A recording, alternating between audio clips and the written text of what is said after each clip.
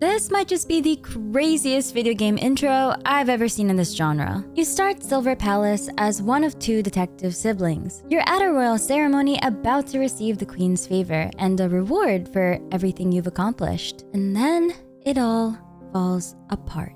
Your sibling is shot in the face right in front of you. And you, the player, don't really get a chance to grieve. It time skips you 3 years into the future, where you're a mere shadow of the detective you used to be. Nobody seems to trust you anymore, and some people think you're a killer. Silver Palace is an open-world action RPG set in a Victorian fantasy metropolis, with an open urban exploration, real-time action combat, and a mystery-driven detective main story. The game ran its second closed beta test, CBT2, which began on July 23rd. Everything you're about to see is my playthrough from that build, so just keep in mind that things can change before the official release. Today's video is sponsored by Silver Palace, and honestly, I'm glad I got to play CBT2 early, because as a lore nerd, I can already tell this story is going to sink its claws into me. Two celebrated detective siblings are guests of honor aboard the Evermore, a floating palace at a ceremony where Queen Agoria intends to grant citizens authority over Silverium development. The siblings uncover an assassination attempt, but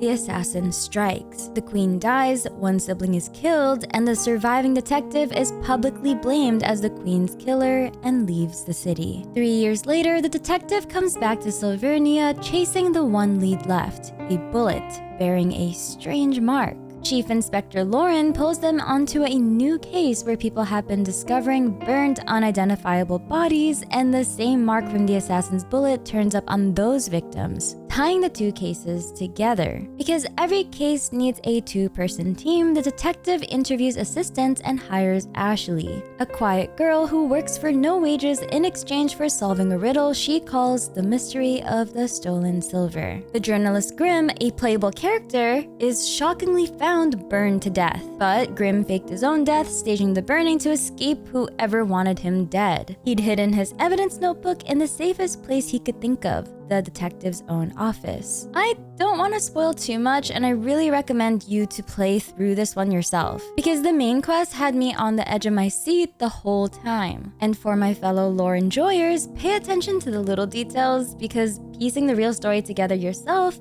is a huge part of the fun, trust me. First of all, the cutscenes and the story are amazing. It had me falling in love with certain characters, namely Ashley and Red Rose. Because I played through the beta, I already know what happens in the story, and I'm dying to talk more about it. You don't understand. I actually went down a rabbit hole because I actually got obsessed with the lore. The lore of this game is mystery driven and I love it. The core loop is investigating unusual incidents around the city, and CBT2 expands this in a few specific ways. There's an all-new detective main storyline where your choices can lead to multiple endings. Alongside the main path, there are investigation and deduction side missions. Smaller cases where you gather clues, work through mysteries, and uncover hidden stories in different parts of the city. CBT2 also introduces an affinity system for character interactions. As you raise a character's affinity, you unlock things like exclusive voice lines, rewards, and unique story moments, which fill in more of each character's personality and background. It's the main way the game deepens your relationship with the cast outside of just combat. The English voice acting is fantastic, but what surprised me more was the writing. The dialogue isn't bloated, nothing's padded or over-explained. Basically, it's not throwing a ton of information at your face all at once. So the story is easy to follow and actually pulls you in. I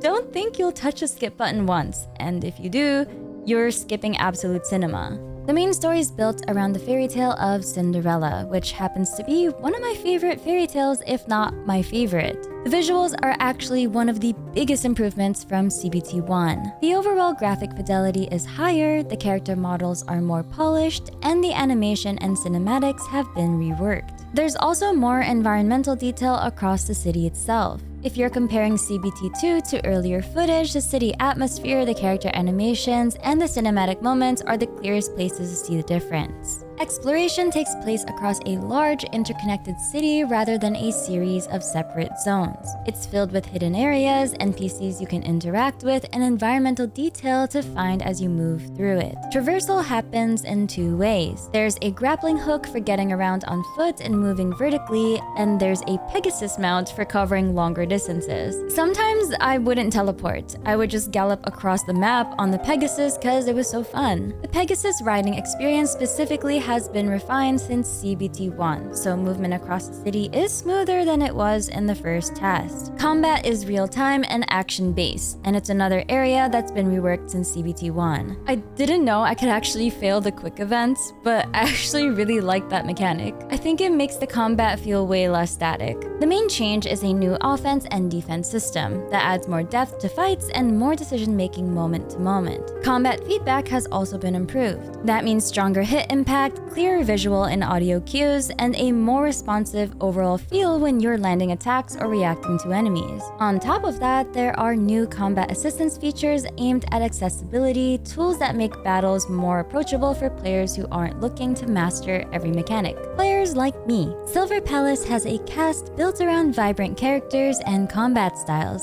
CBT2 adds several new playable characters alongside returning ones. Here's the roster so far. The detective is the main protagonist who returns to the city of Silvernia after 3 years away, and the story follows their search for the truth behind the death of their sibling. Red Rose is a new playable character in CBT2, and I love her. Just look at her. She's a dancer as well as a hunter and assassin. Gracia is also new in CBT2. She's a knight, loyal and brave who fights with a sword and shield and loyally serves the queen. Rex is the third new playable character. He's a young superintendent with a strict, uncompromising belief in law and order. Then there are returning characters that were popular in CBT1. Cinderella, who I absolutely love. I don't want to spoil too much of her story, but I love the way it plays out in the main quest so far. Alf is a maid who's clumsy with housework but reliable in a fight to this poor girl. And Cynthia of House Luna is a young aristocrat and the detective's landlady. So to summarize it, here's what CBT2 changes compared to the first test. Higher overall visual quality across models, animation, cinematics, and environments. Smoother world exploration with the refined Pegasus and grappling hook mechanics. A reworked combat system with the new offense and defense mechanics, better feedback and assist features. A new equipment system for character progression and build customization. Expanded story content including the new detective main storyline with multiple endings, investigation side missions, and the affinity system, and new playable characters each with their own combat style and personality. CBT2 is live now. During the test, Twitch drops are enabled, which means watching participating live streams gives you a chance to enter a raffle for test access. If you want in, pre-registration is open, and I'll leave the link in the description and pinned comment down below. If you enjoyed this video, please leave a like and subscribe, and I'll see you on the next video. Thank you so much, Silver Palace, for sponsoring today's video.